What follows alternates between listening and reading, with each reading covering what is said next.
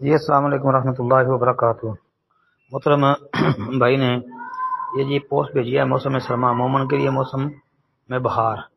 اچھا جی، اس پوسٹ کے اندر 4 روایتیں درج کی ہیں، مثلا ایک ترمذی کے حوالے سے، مسند احمد کے حوالے سے، صحیح مسلم کے حوالے سے اور طبرانی اوسط کے حوالے سے۔ محترم بھائی، یہ صحیح مسلم والی حدیث جو ہے یہ تو بالکل صحیح ہے نا، مسلم شریف والی حدیث ہے۔ باقی جو 3 ہے تینوں کے اندر کلام ہے، تینوں ہی صحیح نہیں ہیں۔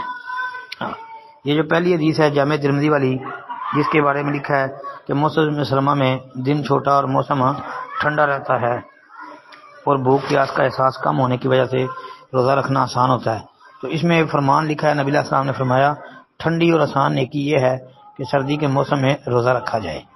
اچھا جی، مطلب یہ روایت مرفوعاً ثابت نہیں ہے، نبی علیہ الصلوۃ والسلام سے تو اس کا ثبوت نہیں ملتا، البتہ سلف صالحین سے یہ چیز ثابت ہے۔ مثلا ابو ہریرہ رضی اللہ تعالیٰ عنہ کے متعلق السنن الکبریٰ امام بہقی کی، اس میں آتا ہے جی کہ ابو ہریرہ رضی اللہ تعالیٰ عنہ کے متعلق صحیح ہے، الغنیمۃ البارزۃ الصوم فی الشتاء، جی تو ٹھنڈا ٹھنڈا بغیر محنت کا مالک نعمت یہ ہے کہ روزہ سردی میں ہو، یہ تو ثابت ہے۔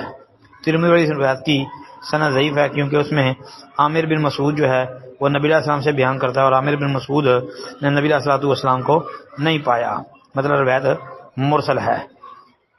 پھر اس کے علاوہ مجلس راوی بھی ہیں اس میں جو کہ صیغان سے بیان کرتے ہیں، تو لہذا یہ روایت تو ثابت نہیں ہے۔ باقی جو مسند احمد والی روایت ہے اس میں بھی کلام ہے، طبرانی والی روایت کے اندر بھی کلام ہے، صرف مسلم والی روایت صحیح ہے جی۔ السلام علیکم ورحمۃ اللہ۔